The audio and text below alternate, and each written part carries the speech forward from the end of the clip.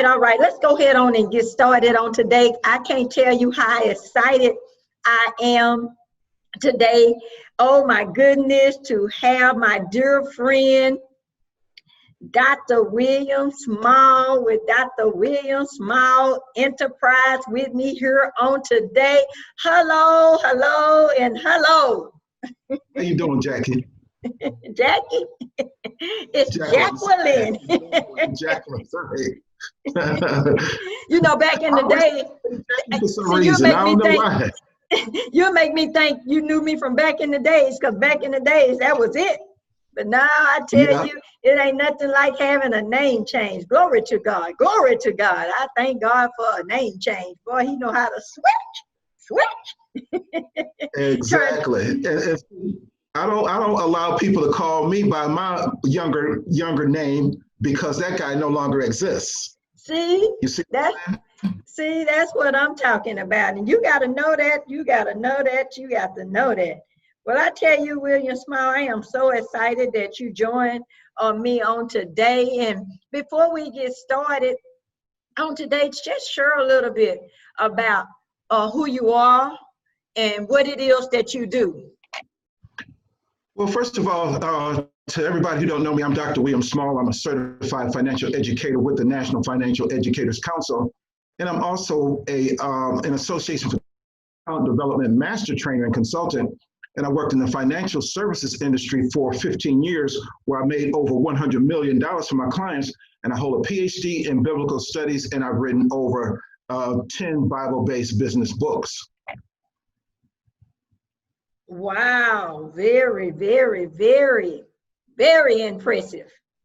Awesome, awesome, awesome. Well, I am so glad, oh my God, to hear and to have this time with you and just listening to what you have done. And it's a privilege. It's a privilege. You know, this is the time in the season where we have to bring our gifts and what it is that God has given us to the forefront. And it is so needed right now, your gift and what you can bring to the table to add value to people's lives right now. And Absolutely. So I am excited to be here with you on today. You know, I wanted to bring you on today, William, because you visited and came to Prayer in the City on the last Prayer in the City that we had.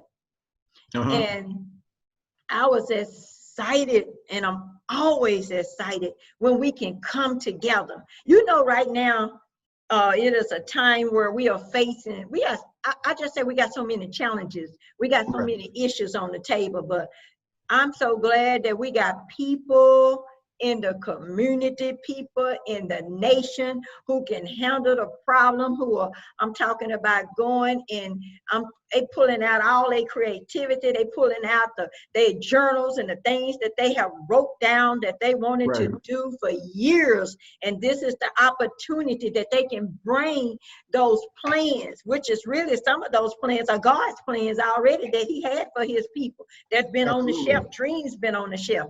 And right now is the time that people can pull their dreams off the shelf and come and serve the people of God, because there is a reset taking place and there is a shifting taking place. William, do you agree? Absolutely. And one of the things that I do, and what you're talking about is the reason why I do what I do, because at Wealth Builder Seminars, for example, my goal is to teach individuals how to create wealth for their families and teach business owners how to grow their businesses exponentially. And I've actually helped hundreds of people quit their jobs and start businesses or earn extra income by working from home. So when people step into their purpose, they need to understand that God gave them that purpose for two reasons: to do something significant in the earth with their life before they leave, and to make them wealthy. Okay, those are the two reasons he gave them those purposes. So once you fulfill your purpose, there's a pot of gold at the end of the rainbow. And you have to understand how to use the gift, talents, and abilities that he gave you to fulfill your purpose, then to translate those into creating wealth for yourself and your family and your community. And that is so good. And again, It is no other time needed than right now Right to now. bring those gifts to the table. You know, the Bible says that your gift will make room for you. Well, this is just Absolutely. a time in a season that we are in right now, this dispensation of time where people gifts, men and women gifts are able, you know, to make room for them and open Absolutely. doors for them. So I'm so excited about the gift that you have, the purpose that you have for a time such as this. All over the world, I'm telling you, men, black men, uh, and I say black men because black men lives matter. And in a time where we are having to pray, where we are having to push, where we are having to reposition ourselves, I am so excited to know that there is a Dr. William Small enterprise on the scene in this hour. Absolutely. Absolutely. And the thing is that we have to get to um, back into the order of God, because God set up a specific order. And because we have been out of order ever since the 70s, you know, when we started experiencing the breakdown of the Black family, we started experiencing a breakdown in our communities, you know, and we haven't experienced a time where our communities collectively around the country has been as poor as they are. And it's because we have left off the order of God. We got men off doing their thing. We got women off doing their thing and whatnot, when God designed this whole thing to be done together. Okay, when you go to Genesis 1:28, you'll see that God gave men and women a 5-point business plan. Okay, and we have to get back to the plan of God in order to be able to do what he sent us here to do. And that's it. That's it. You said a mouthful, getting back to the plan of God. I teach, I have a training, a program, Destiny Chasing and Dream Builders, and it's running out of your past, where you're leaving your past behind and being able to step into the things that God has called you to, reposition yourself and Right. understand that God has given you such an assignment for a time such as this. And Right. knowing that what's in your hand is needed for a time such as this. Absolutely. And when you look at your hands, you know, most people look at their hands and think that they're empty. Okay. That's good. But if you really understand the spiritual part about it, you have everything in your hands already that you need in order to be able to do what God sent you here to do. You know, and the thing is that people just need to be able to look inside of themselves, find the equipment that God gave them in terms of their inherent knowledge, gifts, talents, abilities, and energy, and then figure out what it is, what they have a passion for, you know, to do, a desire. And I think it's in Psalm 37. I think it's 37:5 or 4 or 5 or whatever. But it says that God will give you the desire of your heart. Now, that's not talking about he's going to give you what you ask him for. What it's talking about, he's going to put a desire in you in order for you to be able to fill it. And then once he put that desire in you, it correlates to the equipment that he gave you when you were born, you know, which is your inherent knowledge, gifts, talents, and abilities. And then you essentially just look at yourself, see the equipment that you have inside of you, determine what you have a passion for, and see how that knowledge, gifts, talents, and abilities relate to your passion, and then utilize those to execute it. And then nothing can stop you. Nothing can absolutely stop you when you're using that power that God placed in you, you know, to go along with your passion. And that is so awesome, William, that you say that. See, one thing about God is that when he said, I know the plans I have for you, he didn't just drop you here or knew that you was going to grow up and not have plans and have to design them for you. He already knew when you was in your mother's womb that what he had already instructed for you to do, you know, planned for you to do. And so you are coming into that as you travel through life, as you go through all the different transition. I always say every new level of you demand a different version of you. That's so you have to get into that place where you are continuing to grow so that you don't get stuck. And a lot of times you see people right now and they're kind of in a place, and it's okay when you're having to go in and sit down and spend some time with God. I say consecration. You know, they say, oh, we got a shelter in place. I say, well, it's time for consecration, where you can go in and spend time with God and allow God to speak to you. Because if you don't go within, you're gonna go without. So you have to get to a place where you go within and you allow God, because it's busy out here. It's real busy. I mean, if you get on Facebook and Instagram and all the social media, it's like I think I lost my.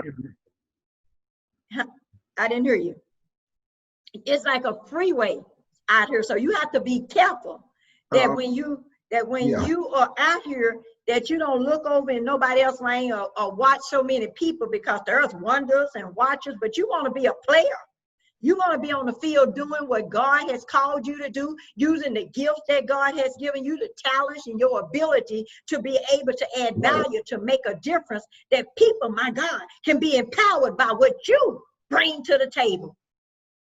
Absolutely, absolutely. And you hit the nail on the head, that word value, okay? Because value goes along with virtue, okay? So when people have an inherent value and they have an inherent virtue, the word virtue means strength, power, and moral.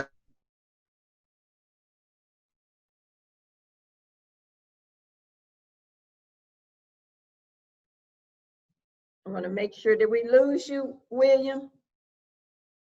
I want to make sure we didn't lose him, because this was good. This was good. So I want to make sure. Take a minute. Hopefully you'll come back in. But this is the time, I tell you, as he was talking about virtue and as he's talking about the abilities that God has given you, this is a great season, you all, that we in. I know that there is a lot going on in your house. I know that there is a lot going on, my God, all over the city. But I'm telling you, what's taking place is transformation. What's taking place is change. What's taking place is unity. And this is a time and a season. I've been a little excited about what's taking place right now, because we are seeing unity come together. And I'm talking about our nation is coming together. You are seeing us walking, and you are seeing under the protesting. You are seeing people coming together. You are seeing people, family getting up and getting into a place, my God, where God can move in their life. And I'm telling you, you've been having your dreams on the shelf, but this season has, I'm telling you, lit a fire in the lives of people. And I'm talking about prayer being stirred up like never before. I'm talking about where you got 24-hour prayer. You got people getting up in the morning, interceding. The fervent prayers of the righteous is availing much in this hour. I said that a lot of exposure is taking place and a lot of corruption is taking place because of the intercessors who are praying in this hour, and no other time than this are we are needed to be able to bring what it is that God has given you to the table. So I am so excited in this hour, even though, and it's sad. It is so sad that what had to take place took place to be able to bring us here. But I'm telling you, I love God, and I love that God knows how to take things and work it for his good for them that love him. So I just, in this hour and what we are experiencing, I thank God for how he is taking things right now that's on the table, I'm talking about the issues that's on the table. I'm talking about the racism issues. I'm talking about all the policies. You don't know what policies is going to be changed right now, because what the enemy meant for evil, God is working it for good. Oh, I'm glad to have you back. Glad to have you back. Glad to have you back. Yeah, it's this internet connection here. For some reason, it becomes unstable. You know, that's okay. Well, I ain't gonna keep you long today, but I was just talking about what God is doing in the nation and how he's unifying us, how change is taking place. And real quick, I know that you was an officer at one particular time. What do you think? What do you right now, William, with you being a officer and what you're seeing? What's your take on what you're seeing right now? Well, I was a police officer for 25 years, okay? And I saw how police operate, how they think, how they behave. for 25 years, you know, from the inside. I saw how administrations work. I saw how unions work. You know, I saw how prosecutors work and the whole nine, you know. And the system is really designed, has always been designed to essentially capture us. Okay, now the reason why I joined the police force is I came out of the military where I went in to try to do something to rectify some of the racial situations that we were experiencing, the discrimination or whatever. And I figured because the military was a microcosm of people from all over the country, I would be able to show them that everybody, that their stereotypes is wrong. Everybody don't fit that stereotype, okay? But what I discovered in that effort is that they realized that I was different. They understood that I was exceptional, but they saw me as the exception. Okay, they never took it that their stereotypes is wrong. So they held on to their stereotypes. Okay, so now I come out of the military, come back home, and then I see the same thing essentially that I was fighting against in the military on the streets. So I saw a picture of Rap Brown and Huey Newton holding guns and whatnot, you know, and I was born a real junior black militant. So, you know, when I saw that picture, I was like, hey, that's probably what we need to do, you know, take up arms and do something about it. But then I realized that it would be better for me. It would be better for me to allow the city to give me a gun and pay me to serve and protect my community. Okay, so that's what I did, you know, and so right now, what we're seeing is basically a culmination of the oppression that we had to deal with as it relates to, you know, police forces and whatnot, going all the way back to the 70s, the times of slavery, because police was originally instituted to capture runaway slaves, you know, and now in this day in time, what they're doing, what they're being used to do is essentially to keep us in place, to put us in places where they can use our free labor, which is prisons, okay? The 13th Amendment outlawed slavery and whatnot, and then there's a clause in there that says, except when they have been duly convicted of a crime. So most people think that slavery has been outlawed.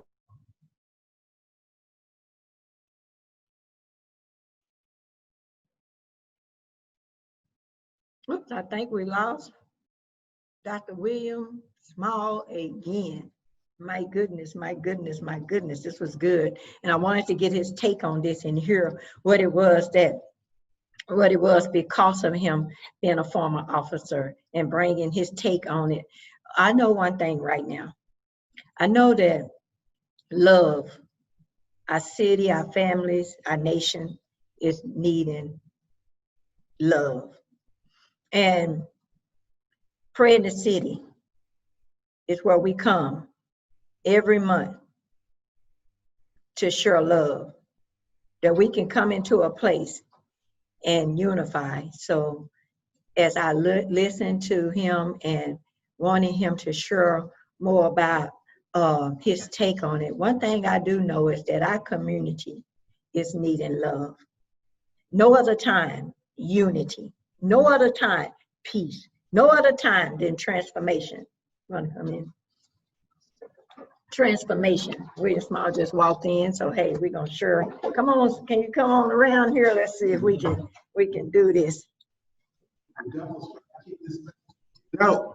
Okay, so he keeps, because he's the prince of the power of the air, you know, he's knocking out my internet for some reason. So essentially what I was trying to say is that we have to recognize what we're dealing with, and we have to come up with an alternate method of providing for our community, okay? Because if we keep having to go to people who don't look like us in order to be able to get money to feed our families and all of that, then we're going to be in trouble. Yes, you know? yes. People walking around talking about no justice, no peace. I'm trying to say no business, no peace.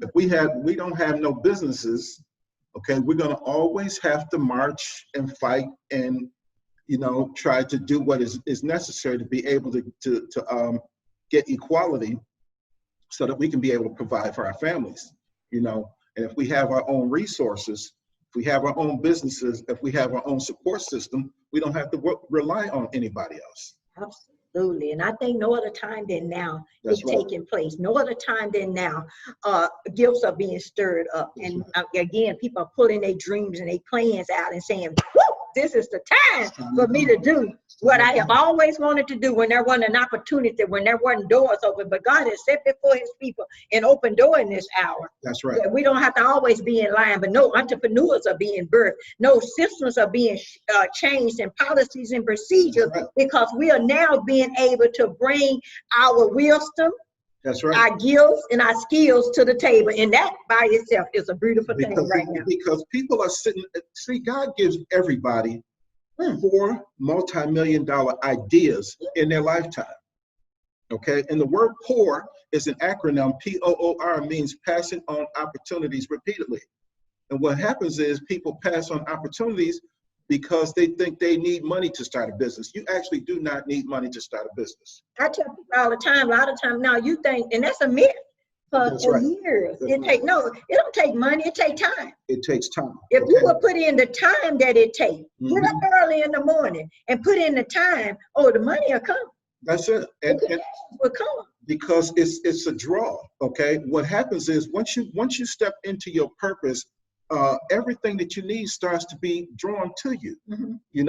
And a few years ago, this lady came out with this study. It was called the Law of Attraction, Mm-hmm. and it was very popular. She made hundreds of $millions on that, but I don't think people actually realized the value of what she was putting out. Mm-hmm. One thing, because her series was so long, and it had a lot of different people involved and whatnot, I don't think she really got down to the nucleus where people could take that universal law, is what it was, Mm-hmm. and actually apply it to the point where they can begin to manifest what they desire, begin to manifest what they were saying. Because again, God put the desire in us. Mm-hmm. Okay, and it says that your steps are ordered.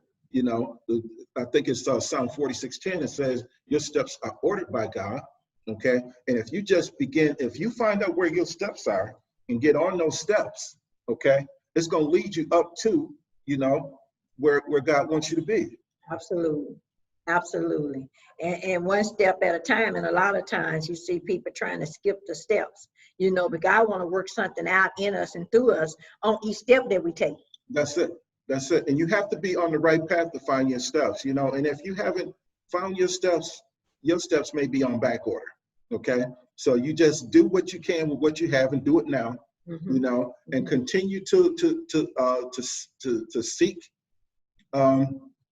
your desires, and you'll end up on the path because you're going to be drawn to it, and then everything on that path is going to be available to do what God sent you here to do, and then after that, you can use what, your gifts, talents, and abilities and whatnot to create wealth for your family. And it's no different than Nelson Mandela and Martin Luther King and Moses. That's right. Everybody had an assignment. That's right. And Moses had to come and intercede for the people of Israel. Then here come Joshua coming on the scene, and Mm-hmm. God saying, look here, Joshua, Moses is dead. Now you got to carry the people over into Canaan. And you got an assignment. You got to be strong and you got to be crazy. I mean, not crazy, courageous. Yeah, it was crazy. Because Joshua had to know Karazer. He had to cut some fools. Pray for me. Yes, and just in that process. So, I mean, everybody had to intercede, because here comes Joshua. He having to intercede for the people. Mm-hmm. So what we have to understand is that if you don't go within, you're going to go without. And if you don't understand that anything that you're doing is going to take prayer. And I'm just going whole shot on prayer. And I'm interceding and praying for our nation right now, Dr. William, that God would just bring, that he would do a circumcision of the heart. Yes.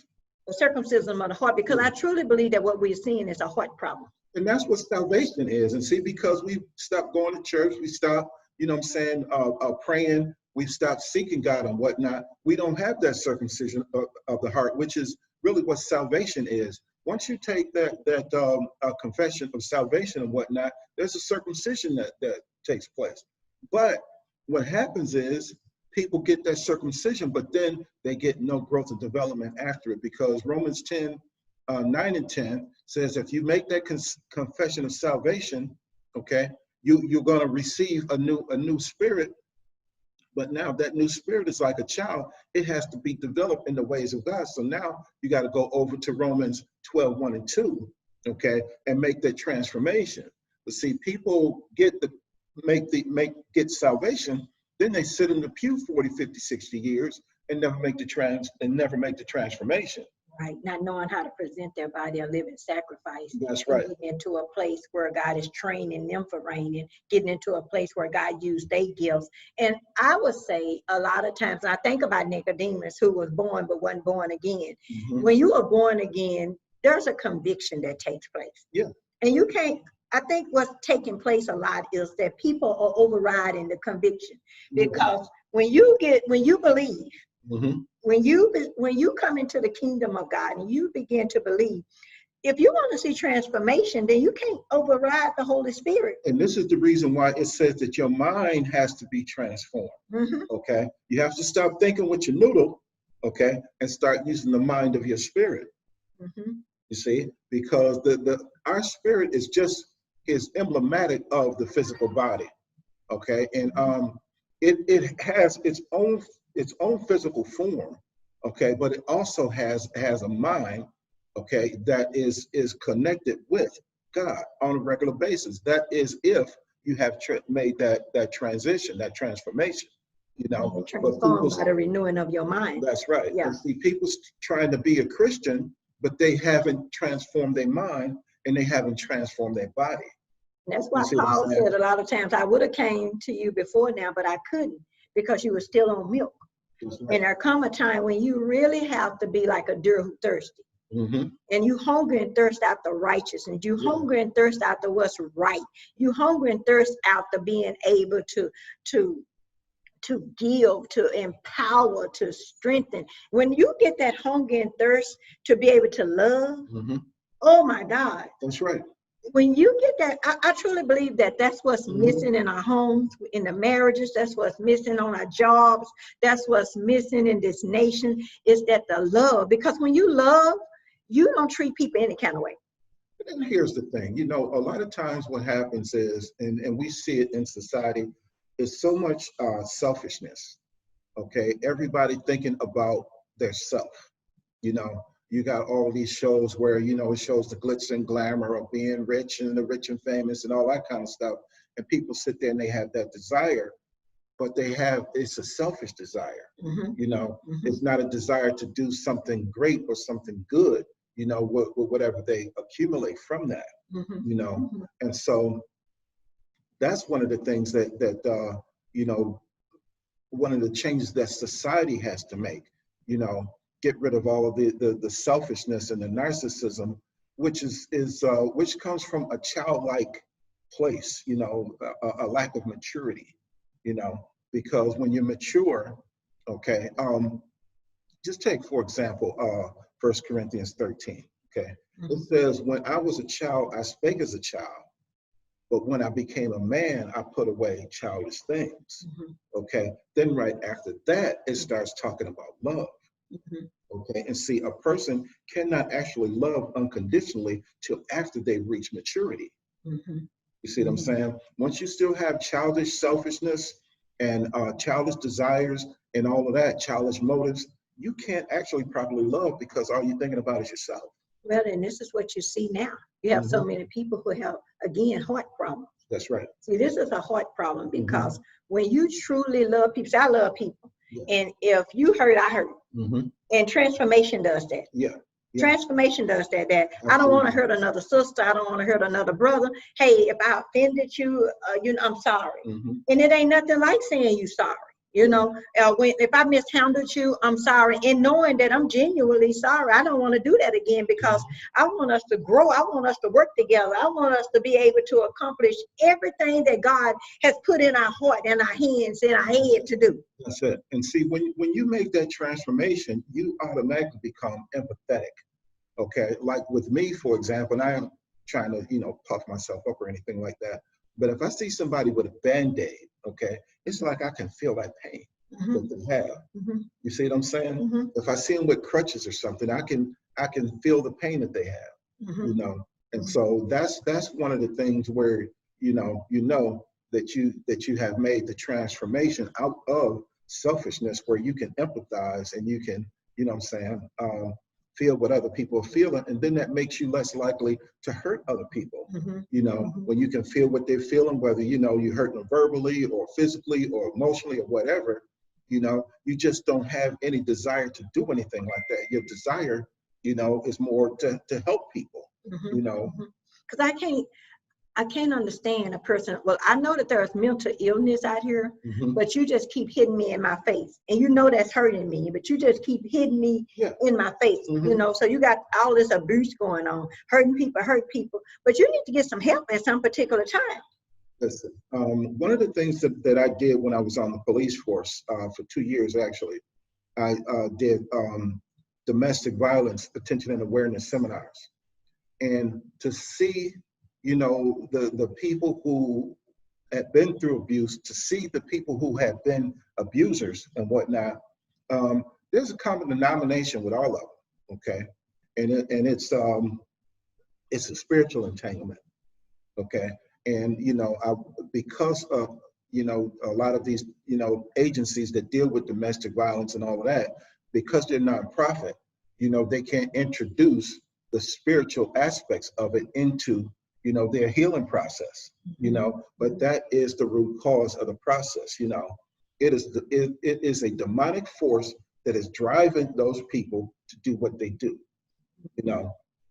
and so the psychologists, all of the researchers say that there is no cure for a domestic abuser. Okay, the only cure that is available to that person is that they have to be motivated to heal themselves. Otherwise, no hope for them. So what I recognize is that the way to reach these cats is through, a spiritual approach. And it's amazing that you say that, because you find so many companies who, if it's a spiritual enrichment program, they don't want to have anything to do with funding. Right. That's right. When it's really going to take that for the people to get the healing that they need. Because you can keep treating the symptoms, and the people gonna still end up in the line trying to get some help. You're gonna, and you're an enabler, because they're not getting the help that they need. So I'm just like, even at working with the women with life skill coaching and seeing the women come into the identity of who they really are.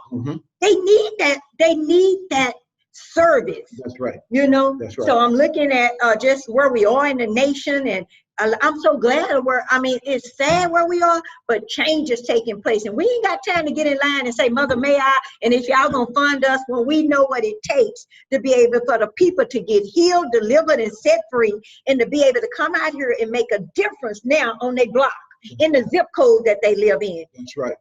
And then just going back to what you were saying about Moses, see, there are a lot of people walking around here that have these gifts and these abilities. They have a desire to do things and whatnot. And some of them are 70, 80 years old, and they figure, hey, well, it's over for me.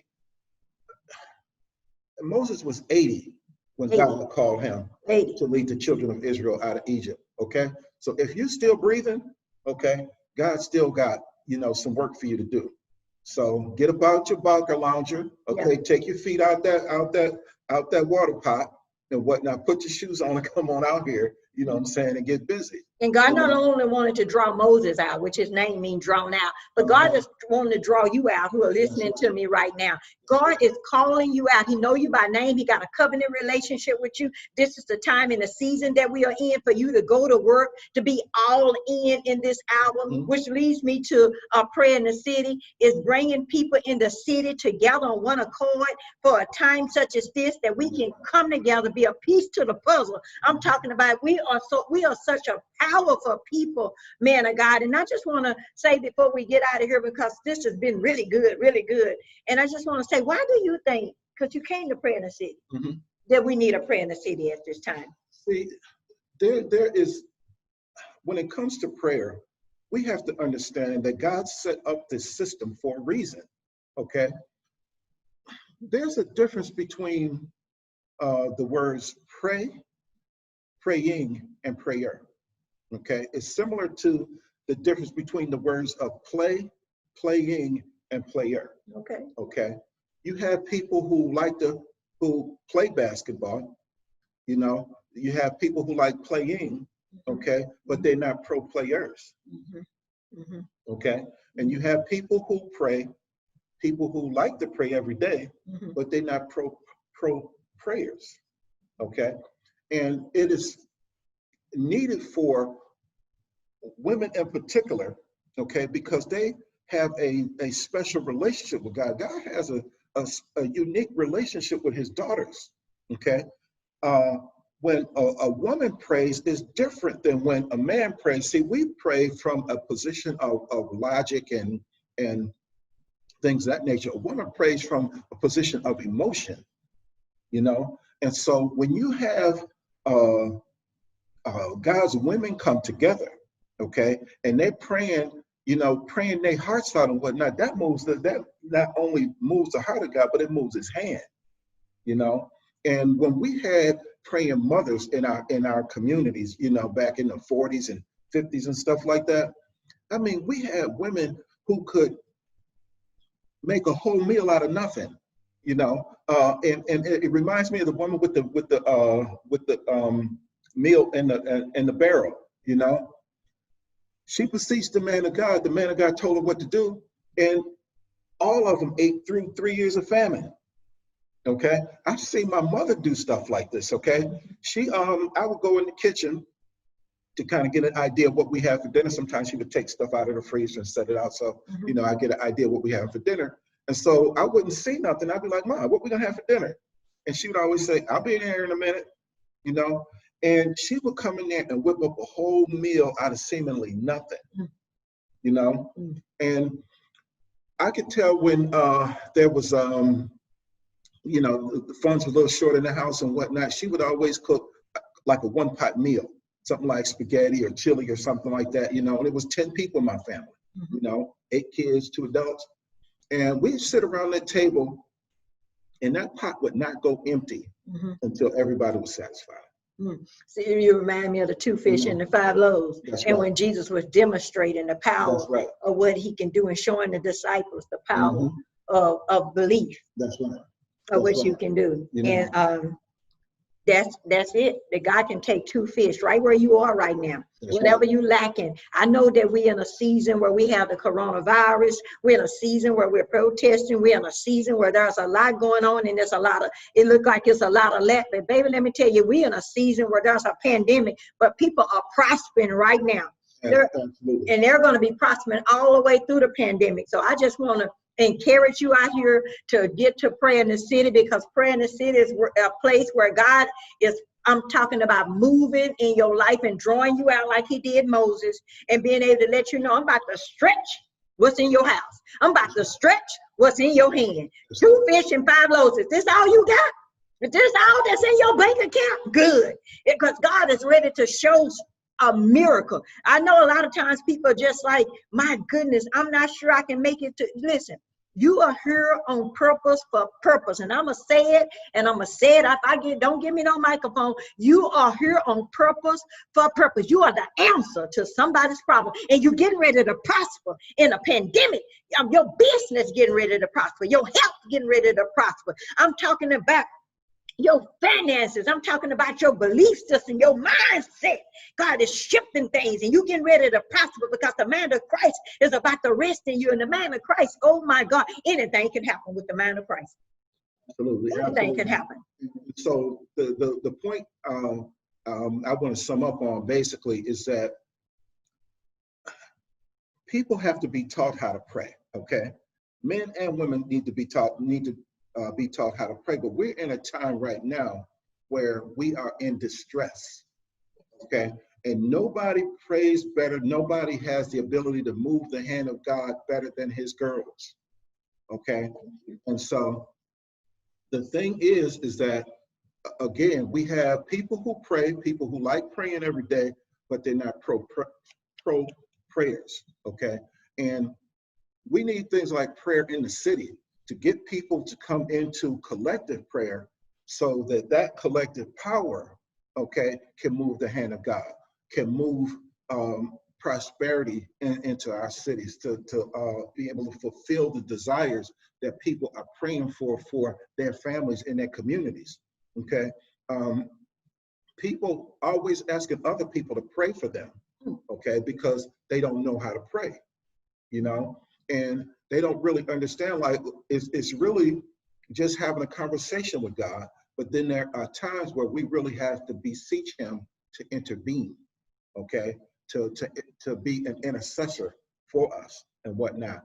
And we have to understand how to draw that in. And again, men are logical, we are practical, you know what I'm saying? But you get guys, girls praying, oh my goodness, that is power, you know. I'm just so glad that the veil been rent from top to bottom and everybody can come right now. Men, you can come. And I'm telling you, you can get down on your knees and you can press in. Elderly people, they can come. The children can come. We all can get together and hover like a football team in the locker room. My God, and let God, the greatest strategist that we ever know, give us a game plan to be able to win the fight that we are in right now.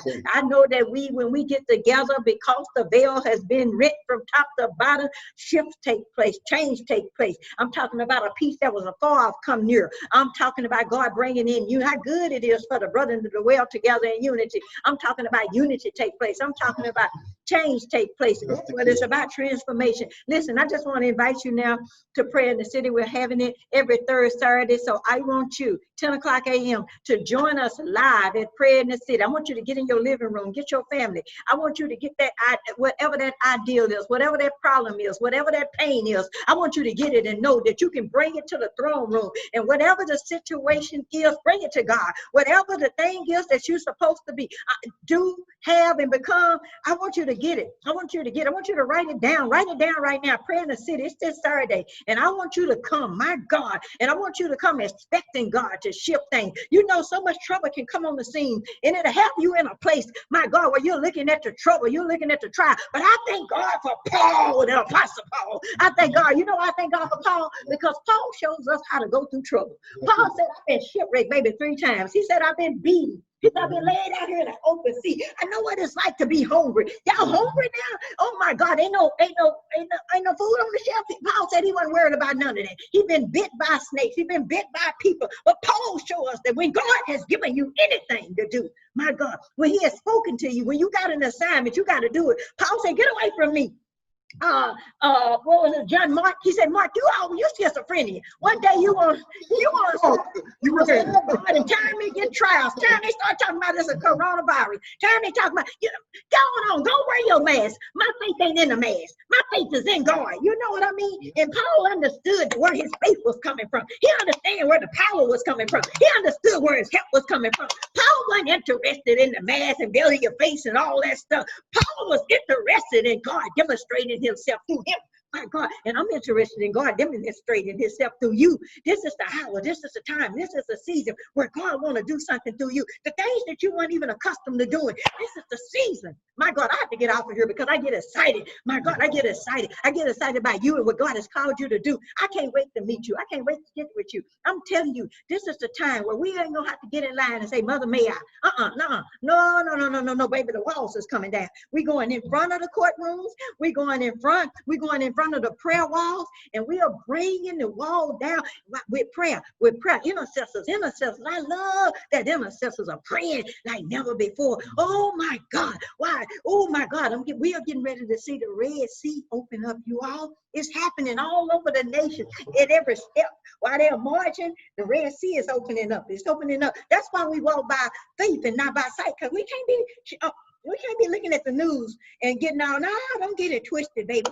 The Red Sea is being opened up. You got to see this thing in the spirit. You got to know God has called you. You got to know he know your name. You got to know that God has already set the stage, my God, and that he's calling you forth like calling Lazarus forth. Oh, I want you to join us for prayer in the city. I want you to get that thing out, that plan, that dream. I want you to pull your dream off the shelf, and I want you to join me for prayer in the city. And we're going to pray till something happens. Us coming together, you talking about a collective power. You talking about God showing up. Pray in the city, my God. And after we come to pray in the city, we get through praying, then we got to go work, right? Oh my God. He said, if he take care of the birds, he's going to take care of you. They didn't have to reap and they didn't have to sow. God just said, look here, I ain't going to build a nest for you. He was just showing you the birds. He didn't build a nest for you. So after we get through doing all that praying, it's still some work that has to be done. Get up and work. Got to get up and work. God bless you on today. I thank you, William, Dr. Small, for coming tell the people how to find you. You can find me at wealthbuilderseminars.com or drwolfenterprises.com. And you can find me at Adventure in Victory, Jacqueline Johnson on Facebook.